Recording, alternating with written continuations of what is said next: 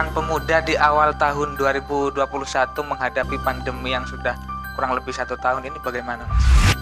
Saya rasa di tahun 2001 ini, di era pandemi, peran-peran pemuda khususnya di kota Probolinggo tidak begitu signifikan.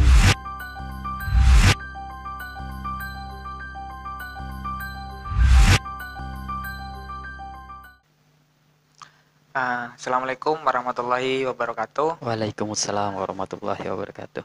Selamat siang, saya dengan Mas Udi di NTV kita di acara Modal Madul. Jadi cukup bermodal madul ke kita, maka segala keresahan atau apa yang menjadi pemikiran unek-unek akan ditampung dan kita berbicara santai di sini. Dan kali ini saya kedatangan tamu dari pengurus daerah Pemuda Muhammadiyah Kota Probolinggo, yakni Muhammad Fendi, sekretaris PDPM. Jadi ada beberapa banyak organisasi di Probolinggo, kota maupun kabupaten. Ada di antaranya kemarin kita kedatangan tamu dari Ketua GMNI, terus ada yang datang hari ini adalah pengurus daerah Pemuda Muhammadiyah, banyak sekali. Ada yang namanya HMI, PMI, dan ini bagian dari organisasi ekstra kampus. Jadi organisasi kepemudaan yang menjadi kritik sosial, kadang juga memberikan perlawanan ketika ada kebijakan terhadap pemerintah, ikut demo-demo seperti itu biasanya. Nah, tema kali ini adalah peran pemuda mengawali tahun 2021, di mana kita masih dalam suasana pandemi. Ini menjadikan kita segala aktivitas, khususnya juga kepada aktivis organisasi, banyak program-program yang terbengkalai. Artinya yang sudah direncanakan terlebih dahulu mandek gara-gara pandemi. Dan terakhir kemarin itu Menteri Kebudayaan dan Pendidikan, Mendikbud Nadiem Makarim juga menetapkan bahwa tahun 2021 juga sudah tidak diberlakukan lagi pembelajaran tatap muka. Ini kan menjadi hambatan bagi kita dalam dunia pembelajaran, khususnya di sekolah maupun di universitas. Nah, sekarang saya akan mencoba bertanya kepada Mas Fendi, peran pemuda di awal tahun 2021 menghadapi pandemi yang sudah kurang lebih 1 tahun ini bagaimana, Mas? Sebelumnya saya perkenalkan dulu, nama saya Muhammad Fendi. Saya dari Pemuda Muhammadiyah. Saya sekretaris. Assalamualaikum warahmatullahi wabarakatuh. Waalaikumsalam warahmatullahi wabarakatuh. Terkait dengan peran pemuda ya. Saya rasa di tahun 2001 ini, di era pandemi, peran-peran pemuda khususnya di kota Probolinggo tidak begitu signifikan gitu Mas ya. Kembali menghadapi pandemi dan lain sebagainya ini, tentunya kita masih belajar, tentunya kita masih akan bergelut dengan dunia bagaimana protokol kesehatan ini diberlakukan secara ketat dan lain sebagainya. Kita Pemuda Muhammadiyah bersinergi dengan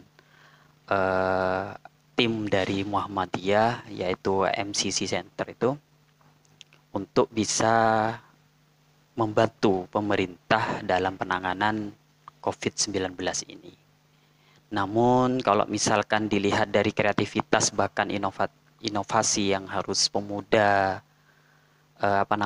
berikan kepada pemerintahan saat ini, tentunya lebih kepada bagaimana memproduktivitaskan diri, terutama bagi sektor-sektor yang memang urgen, terutama sektor ekonomi, sektor pendidikan, sektor kebudayaan. Lah ini yang seharusnya pemuda ambil peran gitu. Bagaimana membantu pemerintah mensukseskan dalam program-programnya terkait dengan bagaimana ekonomi bisa tumbuh, bagaimana pendidikan ini bisa berjalan meskipun di era pandemi, bahkan pelaku-pelaku seni, pelaku-pelaku kreativitas ini harus tetap eksis di masa pandemi ini. Terutama kemarin yang dilakukan pemuda Muhammadiyah melakukan kegiatan pagelaran seni. Iya, iya. Ya, saya undang juga Akhir Mas tahun Maud ya, ya. akhir tahun kemarin itu ya, Mas. Nggih, yang saya undang jenengan kemarin itu bagian dari program kita di masa pandemi untuk bisa menggali kembali bahwasanya potensi seni budaya ini kan sangat bagus. Pemerintah dengan adanya pandemi ini kesulitan memberikan peran kepada pelaku-pelaku seni ini. Akhirnya kita mencoba di bidang organisasi, di bidang kebudayaan dan seni olahraga ini untuk bisa mengangkat tema itu. Bagaimana di masa pandemi ini para pelaku-pelaku seni tetap bisa eksis. Betul. Dengan memberikan ruang mereka untuk berkreasi. Dan alhamdulillah berjalan dengan lancar. Memang betul kegiatan-kegiatan yang disampaikan tadi itu kegiatan-kegiatan yang produktif dari organisasi ini sedikit terhambat. Namun saya berharap terutama peran pemuda ini bisa mengaktifkan diri dan juga bagi pemerintah bisa menggandeng kita untuk bisa bersinergi kembali bagaimana memunculkan inovasi dan kreativitas ini. Kita bisa duduk bareng lah nanti seperti itu, Mas. Ya, kalau kita berbicara tentang aktivitas yang bermacam kendala karena pandemi ini kan sebetulnya kembali lagi kepada peranan pemerintah untuk memberikan edukasi atau sarana bagaimana kita tetap berinovasi atau memberikan karya-karya berupa seni meskipun dalam suasana pandemi kan begitu, Mas. Yes. Namun sampai saat ini sepertinya masih fokus pemerintah kota itu terhadap yang pertama itu masalah pandemi, khususnya dalam beberapa waktu dekat ini kan ada suntik vaksin itu ya. Betul, vaksinisasi. Vaksinisasi COVID itu karena sudah dikirim kemarin dari pusat. Mungkin sebentar lagi juga akan dikasihkan ke rakyat-rakyat. Terus kita juga melihat peranan organisasi yang sering kita sebut sebagai aktivis di Kota Probolinggo kayaknya ini mulai kendor, Mas. Terakhir saya lihat itu 2019 ketika para aktivis organisasi ini demo 100 hari kinerja wali kota. Itu pun pada saat itu kalau nggak salah ada IMM ya dari Muhammadiyah, ada Pergerakan Mahasiswa Islam Indonesia PMII, terus juga ada Himpunan Mahasiswa Islam. Ketiga organisasi ini demo di depan kantor Pemkot. Itu dipertanyakan. Nah, dipertanyakan apa acuannya dalam demo, sedangkan wali kota mengelak bahwa belum 100 hari kerja kan begitu. Dan juga dengan nada yang sambil mungkin agak marah, Pak Wali itu bilang bahwasanya ini kebijakan akan dikhususkan untuk orang Kota Probolinggo saja. Nah, padahal kalau kita melihat seperti orang Malang itu yang demo bukan orang Malang. Yang di Surabaya yang demo itu bukan orang Surabaya, yang kita kritisi kan adalah kebijakannya kan begitu. Nah, ini bagaimana kira-kira menanggapi sikap kritis organisasi yang di Kota Probolinggo seakan-akan sudah mulai redup pasca kejadian 2019 itu, Mas? Menyikapi itu ya. Kalau di 2019 itu jas saya masih merah marun waktu itu. Masih IMM masih berlogo Ikatan Mahasiswa Muhammadiyah gitu ya. Betul memang kegiatan-kegiatan yang basisnya seperti itu di masa pandemi memang secara peraturan kan memang dilarang ya gitu ya. Kegiatan-kegiatan yang banyak mengundang massa terlalu banyak gitu ya. Namun kita sempat tergugah kemarin ingin mengaksikan kembali aksi yang Omnibus Law.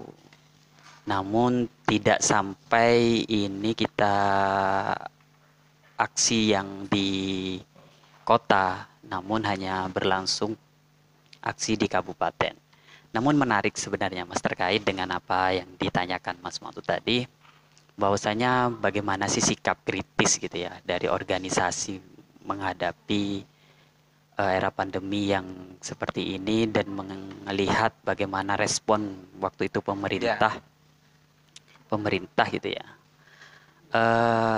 Saya kira pemerintah itu sudah pada track gitu ya, pada track aturannya gitu ya, mengalokasikan anggaran dan lain sebagainya itu kepada penanganan COVID. Dan memang penanganan COVID ini menjadi penanganan kita bersama gitu ya, masyarakat terutama menjaga protokol kesehatan. Kita sebagai pemuda juga memberikan edukasi kepada masyarakat, memberi contoh dan lain sebagainya itu. Dan Muhammadiyah terutama sudah melakukan beberapa kegiatan-kegiatan terkait dengan ketahanan pangan gitu untuk kegiatan-kegiatan COVID ini. Namun melihat pemerintah ini gimana sih sebenarnya dengan aksi demo yang kemarin dan lain sebagainya itu ya? Itu kira-kira ya seolah-olah memang ya bahasanya Pak Wali kan membikin kamuflase begitu kan. Nah, di video itu terekam ya masih ada lah dokumennya di beberapa organisasi itu. Sangkaannya kan memang kepada ini ada backingan lah, seperti ada orang-orang yang memang menggerakkan. Pikirannya gitu Pak Wali mungkin, betul. Tapi kan dari sisi seorang aktivis, tanggapannya 100 hari kinerja wali kota itu kan mencerminkan 5 tahun ke depan. Iya, ini yang kita risaukan sebenarnya seperti itu. Bahwasanya janji yang dikatakan waktu kampanye itu yang sebenarnya kita tuntut, kita tanyakan dan lain sebagainya. Ini bukan bentuk semacam resistensi gitu ya, tapi ini bentuk loyalitas kita sebagai warga gitu, yang nantinya mendapatkan dampak dari kebijakan-kebijakan, terutama yang 2019 itu belum masa pandemi ya.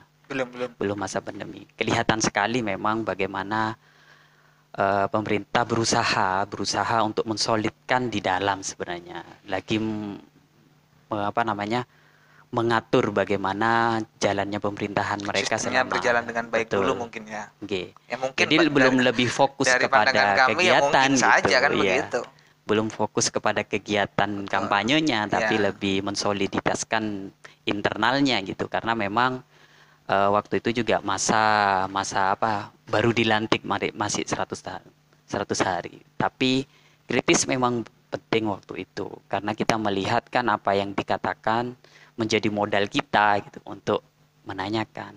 Namun bagaimana sikap kita sebagai pemuda sekarang itu ya kita wait and see lah bagaimana pandemi ini selesai, pemerintah menyelesaikan semua janjinya dan lain sebagainya. Namun ini yang perlu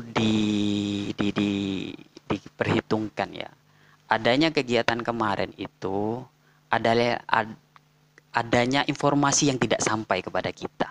Nah, kalau nggak salah teman-teman sudah melakukan kirim surat begitu kepada ingin melakukan audiensi terhadap pemerintah. Betul. Tapi belum diindahkan, akhirnya teman-teman mahasiswa langsung turun ke jalan pada saat itu. Ya, itu kan sebenarnya teknik bagaimana kita menyampaikan aspirasi itu, dan mungkin tanggapannya mereka juga menanggapi sebagai hanya sekedar informasi dan lain sebagainya. Namun yang menarik yang seperti katakan tadi itu, bahwasanya informasi ini yang seharusnya kita dapatkan di awal, bagaimana pemerintahan dan lain sebagainya ini. Tidak ada ruang diskusi antara organisasi waktu itu dengan pemerintah, sehingga kita merasa kok informasi yang sudah berjalan ini, kegiatan-kegiatan ini belum ter-up, dan mana-mana saja sih sebenarnya kegiatan atau program-program pemerintah yang sudah berjalan. Lah, itu sebenarnya misleading yang sebenarnya sehingga kita bergerak sesuai data kita, dan akhirnya Pak Wali merespon kan, ini loh kegiatan saya, pendidikan gratis dan lain sebagainya. Namun ada sisi lain sebenarnya kalau misalkan melihat pendidikan gratis itu, persepsi pemerintah gratis itu dengan memberikan dana dan lain sebagainya. Ya, betul. Namun persepsi sekolah gratis itu hanya kepada biaya-biaya yang memang bisa dibebankan kepada anggaran yang sudah ditentukan. Tidak ada anggaran yang digunakan semaunya sekolah gitu. Masih ada anggaran itu yang diatur oleh perda maupun peraturan di atasnya, sehingga sekolah juga akhirnya memaksa untuk memberikan tagihan kembali kepada orang tua. Lah ini sebenarnya yang kita baca seperti itu. Kalau di pemerintah ngomong gratis, kalau di kita belum gratis. Ya. Artinya gratis itu free, tidak ada pungutan sama sekali. Ya, meskipun uang administrasi nggak ada sama sekali. Betul. Ya. Itu persepsi gratis gitu ya. Namun jadi memang, informasi itu yang penting sebenarnya. Jadi memang saya melihat ya peranan pemerintah terhadap golongan-golongan organisasi ini adalah khususnya organisasi kepemudaan memang masih kurang ya menurut saya ya. Terbukti kemarin ketika pasca Omnibus Law di kabupaten betul. Yang menginisiasi adalah almarhum Pak Subri Wawali. Ketika pertemuan di kantor wali kota itu kan, di Pemkot itu bahwa almarhum Wawali memberikan, ayolah para aktivis-aktivis kalau ingin memberikan masukan gagasannya kepada pemerintah, kami tampung. Dan kebetulan almarhum Pak Subri adalah tokoh atau senior dari Muhammadiyah, di mana tanggal 9 yang diperingati Hari Anti Korupsi ya, terus juga diselenggarakan pilkada serentak, Wakil Wali Kota Probolinggo tutup usia. Ini menjadi pukulan tentunya bagi kawan-kawan khususnya di Muhammadiyah karena kehilangan pemimpin yang sangat mengayomi. Apakah di internal dalam isu-isu yang beredar sekarang ini masih belum selesai di kos politik partai-partainya, apakah dalam rapat-rapat internal Muhammadiyah ada nama-nama direkomendasikan kepada partai politik dan tokoh dari Muhammadiyah juga gitu. Apakah ada nama, Mas? Iya, kalau ngomong Wawali ya, sebenarnya beliau bukan terlahir dari warga Muhammadiyah secara murni gitu ya. Cuman bisa kita katakan beliau itu simpatisan saja. Kita dekat dengan beliau dalam kontestasi kemarin. Dan beliau betul-betul memberikan sumbangsi kepada kita terkait dengan pembangunan gedung GNW. Itu saja sebenarnya kedekatan kita di awal dengan beliau. Namun beliau sangat simpatis, beliau ingin membantu kita Muhammadiyah dalam gerakan dakwahnya, sehingga beliau lebih dekat dengan warga Muhammadiyah. Ya. Kelihatannya seperti itu di dia. Tapi kalau ngomong dia warga Muhammadiyah, saya rasa perlu diklasifikasi lebih dalam gitu. Ya. Setahu saya beliau tidak memiliki NBM. Apa? Nomor baku Muhammadiyah gitu. Ya. Kecuali memang belakangan ini sudah ngurusi gitu ya. Kalau memang beliau memang warga Muhammadiyah gitu. Namun sepengetahuan saya, semoga ini salah dan lain sebagainya bisa diklarifikasi nantinya. Beliau belum berwarga Muhammadiyah. Gitu. Tapi yang saya kagumi, ya meskipun pernyataan Mas Fendi tadi tidak terlahir dari Muhammadiyah, tapi ketika di depan forum-forum itu almarhum Wawali ini secara gamblang menyatakan bahwa dirinya adalah warga Muhammadiyah, kan begitu? Iya. Ya, itu yang sebenarnya mungkin menjadi kebanggaan beliau gitu ya, dengan Muhammadiyah gitu, sehingga beliau merasa sangat dekat, merasa menemukan keluarga baru di Muhammadiyah gitu, sehingga beliau sangat terinspirasi gitu. Namun memang dekat, ada kegiatan agenda apapun yang sering kita layangkan surat ingin mengundang wali kota terutama, namun yang hadir tetap beliau. Kegiatan pemuda Muhammadiyah, betul ya. Pemuda Muhammadiyah ingin mengundang wali kota, pasti selalu beliau yang hadir. Diwakilkan ya. Betul. diwakilkan karena kedekatan itu mungkin, sehingga bahasanya itu diberikan kepada orang yang tepat gitu untuk mewakili kegiatan itu. Namun ini terkait dengan apa namanya, bagaimana kehilangan itu ya, atau yang ditanyakan tadi sampai kepada memunculkan nama dari Muhammadiyah, pembahasan internal di Muhammadiyah, selama ini tidak ada. Saya rasa tidak belum ada apa tidak ada, Mas? Tidak ada. Oh, dan insya Allah akan nggak ada. Akan tidak ada. Karena secara kitoh gitu ya, Muhammadiyah tidak berafiliasi dengan partai politik manapun gitu. Adapun kader-kader yang ada di apa namanya di organisasi, di parpol dan lain sebagainya, itu bukan atas dasar inisiasi Muhammadiyah secara kelembagaan, namun itu inisiasi dari keinginan secara individu. Kita menyadari itu dan kita hormati itu gitu. Namun kalau misalkan ditarik bahwasanya ini adalah calon Muhammadiyah dan Muhammadiyah yang harus menempati wakil itu terlalu jauh menurut saya. Terlalu jauh. Dan kita tidak apa namanya, tidak ada lah pembahasan itu sama sekali. Dan kita berikan penuh kepada koalisi partai dan juga kita berikan penuh kepada dewan yang nantinya akan memparipurnakan dan mengusulkan satu nama dan menjadikan ini sebagai wakil dari wali kota Probolinggo terutama. Kita lihat sajalah nanti siapa yang menduduki gitu. Yang jelas peran Muhammadiyah, ada kedekatan maupun tidak ada kedekatan, kita tetap akan berkarya, kita akan tetap kritis untuk membangun, meskipun itu meskipun itu tidak menghasilkan apa-apa kepada kita, ya, seperti itu. Tapi menurut pandangan kawan-kawan Muhammadiyah, yang ideal, betul. Yang ideal dalam konteks bisa siapa saja untuk menggantikan posisi wali itu kriterianya seperti apa kira-kira? Yang jelas dalam kepemimpinan yang Muhammadiyah ajarkan, setidaknya orang yang jelas, yang amanah ya. Yang amanah itu luas artinya. Amanah kepada kepentingan rakyat, kepentingan agama maupun kepentingan negara. Lah amanah-amanah inilah yang harus dicari sebenarnya.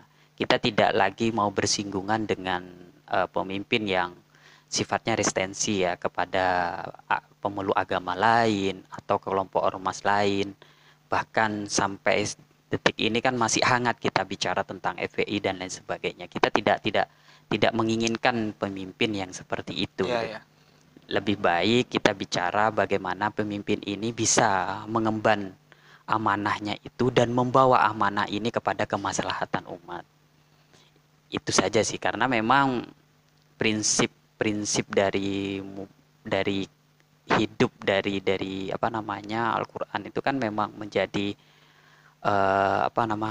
khalifah fil ard gitu ya. Jadi pemimpin gitu. Khalifah fil ard ya. Iya, khalifah fil ard gitu. Jadi itu aja sih sebenarnya yang perlu dicari. Kalau memang tidak sanggup memimpin ya jangan gitu. Kalau memang dia sanggup dan memiliki modal amanah itu ya monggo siapa saja gitu. Terlepas dari kepentingan partai terlepas dari kepentingan politik, terlepas dari kepentingan ormas dan lain sebagainya. Yang jelas orangnya harus orang yang memang bisa mengayomi, bisa ada di manapun. Cewek apa cowok, Mas? Ini kalau cewek dan cowok kriteria itu berarti yang paling ideal kan. Tadi kan kriteria menurut sifat. Nah, betul. Sekarang kira-kira kalau merujuk kepada Al-Qur'an mungkin cowok kan begitu. Ya, alangkah baiknya sebenarnya seperti itu. Tapi kalau memang ada cewek yang amanah dan ini dikenal oleh publik, sifatnya juga baik dan lain sebagainya, ya kenapa tidak? Kenapa tidak? Karena banyak di daerah-daerah manapun itu sudah menjadikan faktor keibuan gitu ya, menjadi seorang pemimpin. Namun kalau misalkan ada yang lebih baik, pemimpin tetaplah. Baik. Terus kita juga ada beberapa ini kemarin suara dari beberapa organisasi, kita ngomong KNPI di sini, Mas. Waduh, berat ini. Kebetulan juga dari Pemuda atau Muhammadiyah ini, kalau nggak salah juga bagian sekretaris di Komite Nasional Pemuda Indonesia Kota Probolinggo yang Iya. diketuai oleh Mas Muklas ya. Ya, Mas Muklas betul. yang kemarin wakil ketua DPRD dari Betul. Partai Golkar itu. Nah, ini gimana kabarnya KNPI ini kira-kira? KNPI. Iya, gimana ya kabarnya? Ya, teman-teman media juga pasti tahu lah bahwasanya KNPI saat ini bisa dibilangkan mati suri gitu ya. Secara tidak langsung kan KNPI juga Vakum menaungi gitu ya. beberapa organisasi, termasuk keseluruhan OKP yang ada di Kota Probolinggo khususnya. Itu sebenarnya yang perlu kita bicarakan. Adanya misleading tadi, informasi yang tidak sampai kepada masyarakat, informasi yang tidak sampai kepada organisasi-organisasi kemahasiswaan ini, tentunya kan ada wadahnya. Wadah ini yang secara legal adalah KNPI kan sebenarnya. Namun KNPI tidak menjadi faktor utama dalam memberikan informasi kepada masyarakat, terutamanya kepada OKP-OKP itu. Sehingga adanya KNPI ini menjadi hanya stempel saja untuk memberikan legalitas anggaran, legalitas kegiatan dan lain sebagainya. Bahkan kan terkesan ini KNPI itu hanya hangat saat musda saja. Ya. Kita berkonsolidasi, kita bersatu visi dan lain sebagainya, kelihatan hidup saat mau musda. Nah ini kan seharusnya kita sudah musda ini sebenarnya. Ya. Terakhir kalau dilihat dari musdanya itu 2016 kegiatan itu. ya. Harusnya 2016, memang sudah betul. Harusnya memang sudah pergantian pengurus ini KNPI. Ya. Kalau bicara SK berakhir kapan kan begitu. Betul. Dengan kepengurusan yang hanya 3 tahun itu seharusnya sudah selesai. Tapi mungkin masih nunggu pandemi, mungkin ya. Atau perpanjangan SK memang. Bisa jadi. Gitu ya. Kita juga nilai ya dari pandangan organisasi kepemudaan, kebijakan pemerintah kota menurut pandangan aktivis itu kira-kira sudah sampai detik ini per awal Januari 2021 ini apakah sudah bagus? Apakah masih cukup bagus atau standar yang lain yang akan diberikan kepada pemerintah kota? Iya. Kalau kita bilang kebijakan ya, kebijakan itu parameternya kan seharusnya juga harus jelas, indikator dan lain sebagainya itu juga harus mumpuni gitu. Saya kalau ngomong kebijakan, intinya saya tidak mengalami dampaknya gitu ya. Ya. Ngomong kebijakan yang mana, dampaknya apa kepada saya, seperti itu. Kalau pendidikan? Kalau pendidikan, lah itu tadi. Pendidikan itu kalau kita lihat kepada programnya yang terkait dengan pendidikan gratis, secara dampak insya Allah sudah berdampak. Karena akan memang sudah ada anggaran yang digelontorkan ke sana. Namun indikator gratis ini yang perlu kita sepahamkan kembali. Masih sehingga ada kan, ya, gratis bahasa dari pemerintah. Betul. Masih di bawah masih ada pungutan dan lain sebagainya. Ini bukan pungutan lah bahasanya, uang kegiatan yang harus dibiayai yang tidak diposkan memang dalam anggaran itu. Tapi seharusnya memang gratis loh, Mas. Ya, kita ngomong gratis itu kan bukan suatu keniscayaan gitu ya. Ngomong pendidikan apapun, kalau pendidikan itu memang dikaitkan dengan komoditi politik, pasti ngomongnya ya gratis. Namun pada takaran prakteknya itu sulit kita menggratiskan itu. Karena apa? Bayangin saja gini, sekolah swasta gitu, yang tren lah manapun itu, dia pasti tidak akan menggratiskan. Karena marwah swasta itu ada pada itunya. Ada pada bagaimana kualitasnya, ada pada bagaimana keluasan membikinkan kegiatan dan lain sebagainya. Bentuk kurikulum yang memang tidak perlu mengadopsi secara utuh dengan kurikulum pendidikan secara nasional gitu. Namun muatannya sama. Namun kan mereka bisa berkreasi lah. Saat berkreasi ini ada pos anggaran sebenarnya yang tidak tercover. Dan biasanya kegiatan-kegiatan inilah yang memang dibebankan kepada orang tua itu, dibebankan kepada wali murid gitu, untuk bisa diberikan itu. Namun upaya yang sudah jelas. Kalau memang gratis gitu ya, ya ini hanya sebagai komoditi politik saja sebenarnya. Komoditi yang memang harus dijadikan kampanye gitu. Dalam prakteknya ya kita lihat saja seperti apa.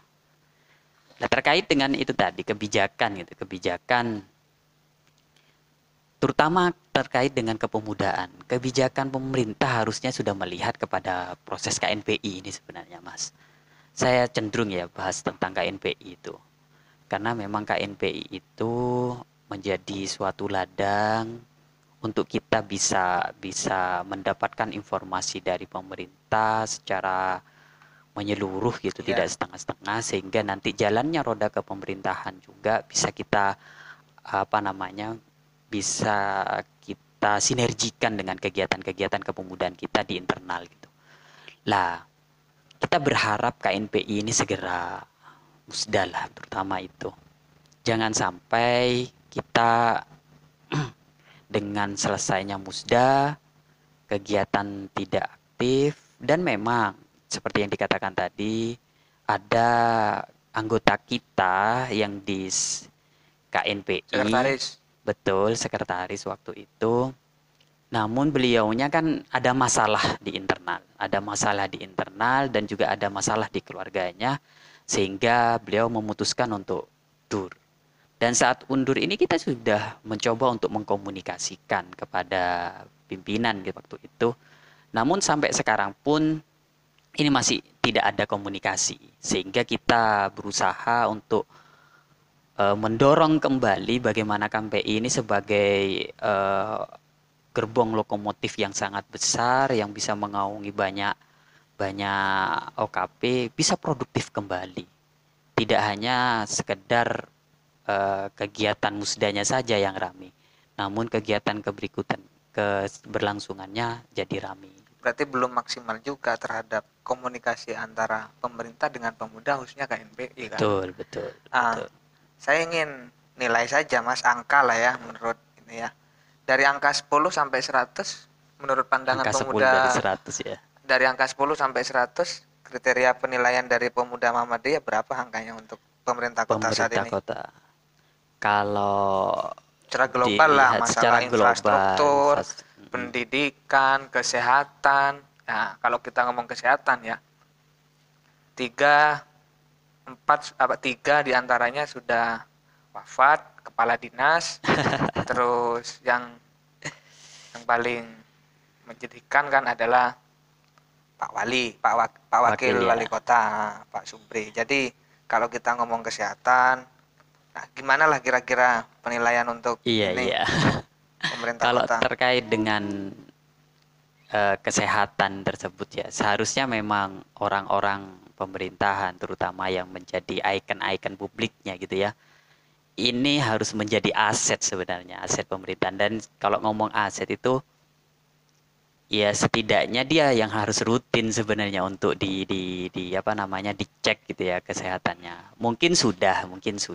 Namun saat itu mungkin ada gejala lain, ada kendala lain yang sehingga beliaunya mungkin sampai kan kerja pemerintah kan kayak gitulah, mungkin sibuk dan lain sebagainya sehingga kondisinya turun, sehingga mengakibatkan ada tekanan dan lain sebagainya, sehingga mungkin secara imun turun, COVID datang, sehingga menjadi sebab ya.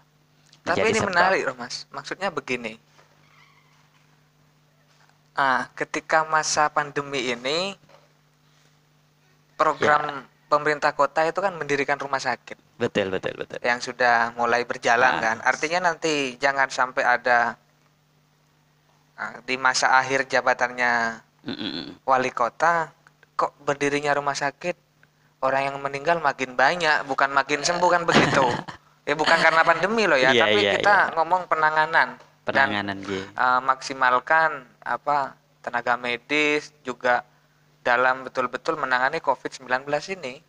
Ya, Jangan sampai dengan adanya rumah sakit baru bukan banyak yang sembuh, betul, betul. tapi malah sebaliknya kan begitu.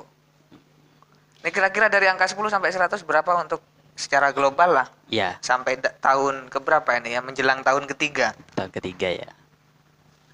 Saya selesaikan yang tadi terlebih dahulu. Kalau terkait dengan rumah sakit itu, saya berharap banyak memang rumah sakit itu menjadi tempat yang memang nantinya produktif gitu ya. Dan juga menjadi penambahan tingkat tenaga kerja, ekonomi lancar dan lain sebagainya itu. Karena yang jelas kita sudah banyak rumah sakit swasta gitu ya. Dan jangan sampai dengan adanya rumah sakit besar ini regulasi yang berjalan malah semakin rumit dan mematikan rumah sakit Ya, ya. swasta yang kecil ini. Sehingga ini yang perlu dikaji kembali seperti apa nanti regulasinya, dan ini menjadi suatu keuntungan gitu bagi masyarakat Kota Probolinggo terutama. Terkait dengan angka yang kalau misalkan tadi ditanya Ya. kebijakan itu, kita melihat Kan ya, angka itu terserah ya. kita mau Iya. menilai berapa kan dari sudut pandang kita. Kalau Menilai saya kebijakan yang sih sampai mana begitu. sudah di takaran mungkin karena masih 3 tahun, 2 tahun lagi itu masih akan ngebut gitu ya. Ya, Dan insya Allah pemerintah sampai finish itu bisa sampai menang gitu ya. Sekarang sudah pada angka 70-75% lah. 70 70 sampai sampai 75% 75% ya. lah di Tapi ini angka itu. menjadikan PR besar bagi pemerintah karena masih ada waktu Ya, setengah periode setengah lagi lah, periode lagi lah. kurang lebih 2 tahun setengah. Tapi ini adalah PR besar karena beliau tidak punya wakil, sekarang belum Ya, dibahas itu. segeralah ini, Kan bisa segera kerja ini sendirian diangkat. nanti kalau tidak punya wakil, Mas. Ya ini kita mendorong Capek lah juga kan? bagaimana pemerintah itu segeralah untuk Kalau bisa bisa dikerjakan berdua ngapain sendiri? ya ya. Kan begitu. Yes, saya berharap pemerintah segeralah merespon ini ya ke kegelisahan masyarakat bahwasanya kerja tim itu lebih efektif dibandingkan kerja perorangan gitu ya. Sehingga butuh banyak masukan juga nanti di satu sisi kan adanya wakil tuh kerja wali kota juga dibantukan lah intinya gitu kan. Ya, Oleh sebab itu saya berharap dengan angka yang 70 sampai 75% itu bukan menjadi angka mutlak sampai finish gitu ya. Bahkan kalau bisa dengan ini kan hanya ya apa kalkulasi baganan gitu ya, pandangan kalkulasi pandangan sementara aja sementara kan. saja.